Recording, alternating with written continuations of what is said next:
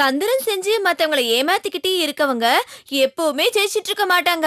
கண்டிப்பா ஒரு நாள் மாட்டிப்பாங்க. இந்த நரியும் அப்படிதான். நரியும் எலியும்.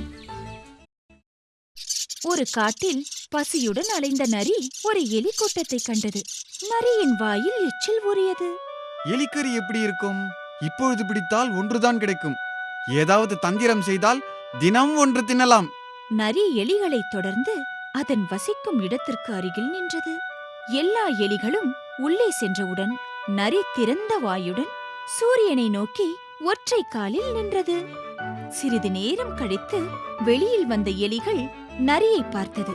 அதன் ராஜா, நரியாரே, ஏன் ஒற்றை காலில் நிற்கிறீர்? நான் 4 காலில் நின்றால் இந்த பூமியால் என் பாரத்தை தாங்க முடியாது.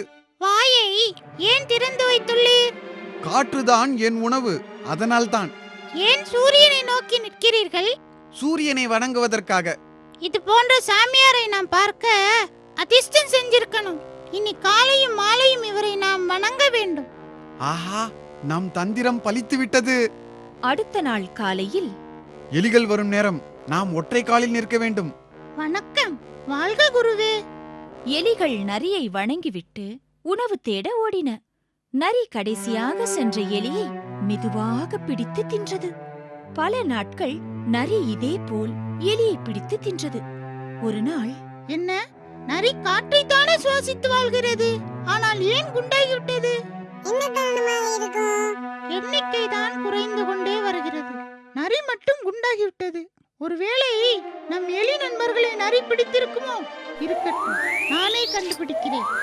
அன்று மாலை எலிகள் வெளியே செல்வதற்கு முன், இன்று நீங்கள் முன்னே செல்லுங்கள், நான் கடைசியாக வருகிறேன். நான் நினைத்தது சரி என்றால் நரி என் மீது பாயும். நான் ஜாக்கிரதையாக இருக்க வேண்டும். அதே வினாடி நரி பாய்ந்து எலியை பிடிக்க முயலும்போது எலி நகர்ந்து கொள்ள கீழே விழுந்தது நரி. திருட்டுத்தனம் அம்பலமாகிவிட்டது.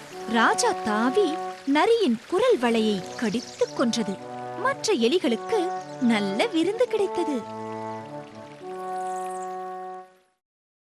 சூழ்ச்சிக்காரர்களின் வார்த்தையை நம்பக்கூடாது.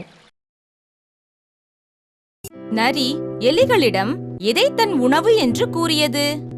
1 புல், 2 இலை, 3 காற்று, 4 மாமிசம். காற்று சரியான பதில்.